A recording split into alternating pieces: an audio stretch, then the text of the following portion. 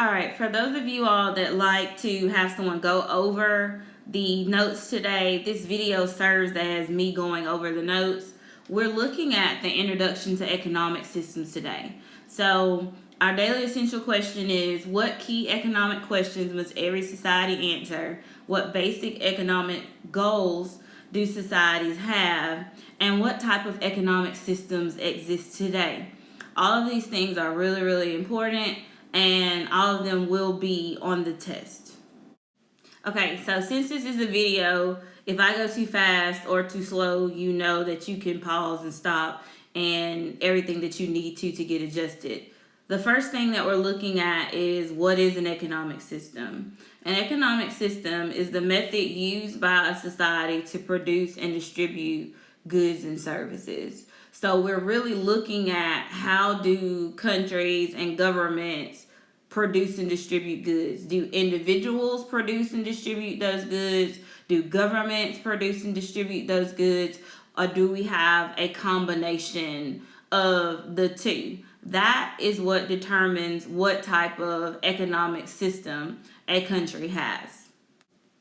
So there are three main questions that we must answer when we're talking about the type of economic system that a society has.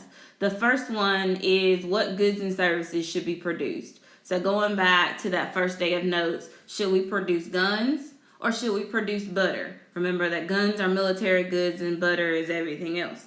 Number two is, how should those goods and services be produced? What combination of land, labor, capital, entrepreneurship should we use? Number three is, who consumes these goods or services? Will it be the government? Will it be people? And then how do we determine what types of things will be distributed? Those are the three basic questions that we have to look at when determining a society's economic system.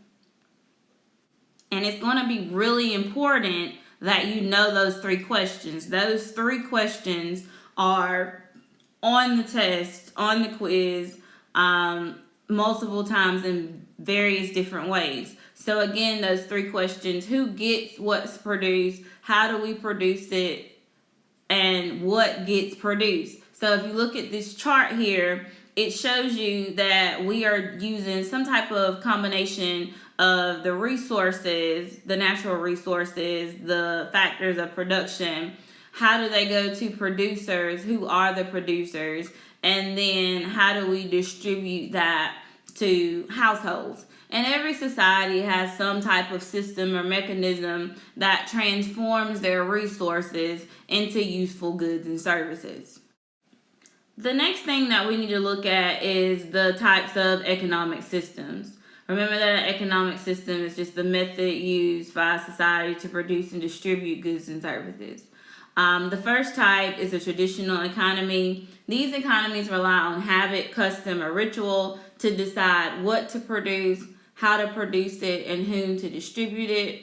A centrally planned economy, the central government makes all of the decisions about the production and consumption of goods and services. A market economy, economic decisions are made by individuals and are based solely on exchange and the markets or trade. And then mixed economies are systems that combine tradition and free market with government intervention. We in the United States have a mixed economy. These are the basic definitions of the four economic systems. We will cover each of the economic systems in detail in this presentation. We also need to look at, why do markets exist? So markets exist because none of us produces all the goods and services we need to satisfy our wants and needs, all of them. A market is just an arrangement that allows buyers and sellers to exchange goods and services. And then specialization is the concentration of the productive efforts of individuals and firms on a limited number of activities. So because we can't produce everything we need and want, we as individuals and governments and businesses tend to specialize. So when you go to McDonald's, better example, when you go to Burger King, you can't go to Burger King and be like, you know what, I want a steak dinner with potatoes and green beans. Burger King doesn't sell that. They specialize in hamburgers.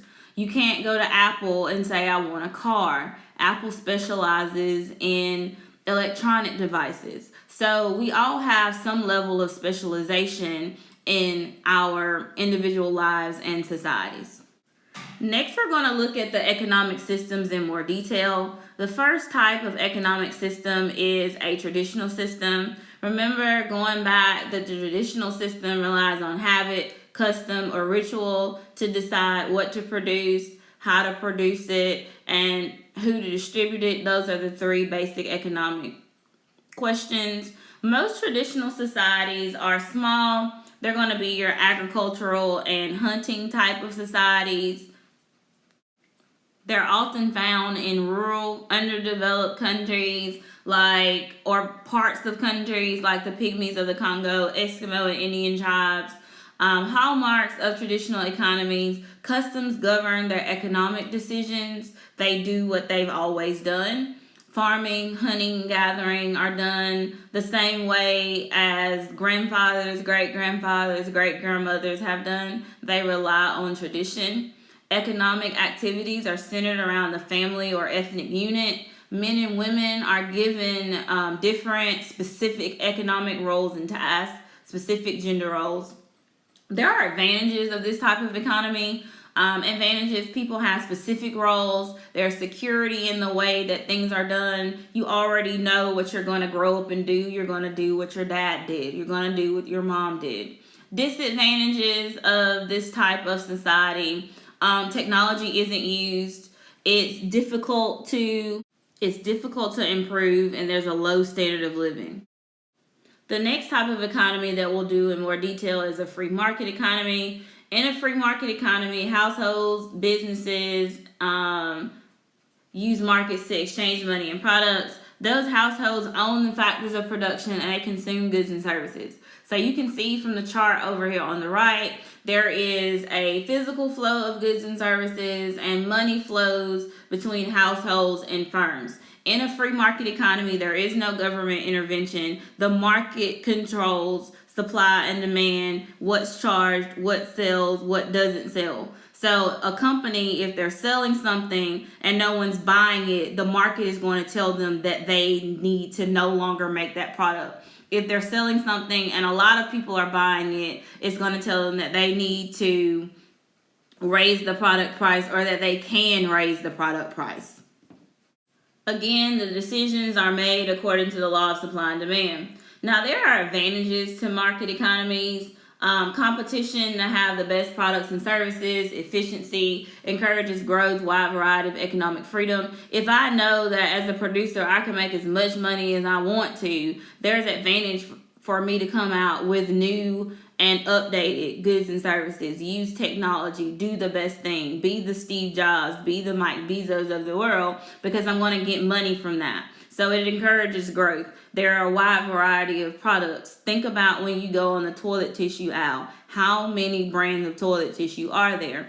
Disadvantages of a market economy, though: there is a very, very huge rift between wealthy and poor. There are people that are going to come up with the ideas and get all the money and get all the growth, and then there are people that are going to be workers that have to work for those people. Now, a true market economy does not really exist. The third type of economy that we're going to talk about is the command economy. In a command economy, the government or the central authority controls the economy. They have all of the say-so. So you need to focus on the disadvantages and advantages of a command economy. Disadvantages: there are minimal choices and fewer choices of items. There's also, look at the bottom, that's a disadvantage: no incentive to produce better products or engage in entrepreneurship. I'm not going to get the credit for these new products, this new technology, so why am I even trying? I'm not going to be a Steve Jobs, a Mike Bezos, a Mark Zuckerberg. The government's going to get all the credit. Advantages: there is a guaranteed equal standard of living because the government is providing all of your needs. So there's less crime and there's also less poverty. So while they have fewer choices and less incentive to produce things, overall, more people are equal. All of our needs are met. So there's less crime and there's less needs to steal and compete like there would be in a market economy.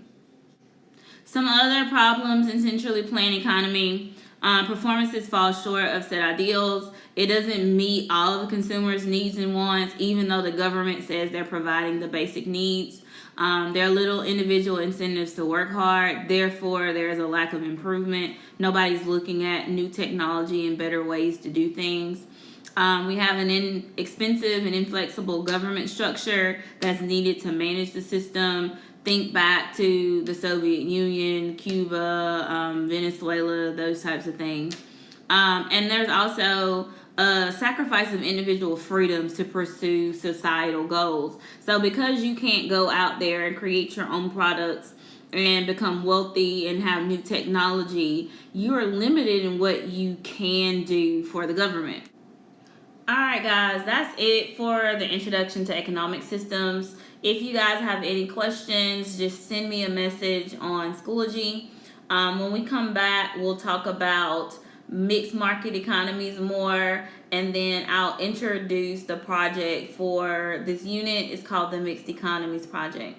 Again, if you have any questions, please send me a message on Schoology or shoot me an email.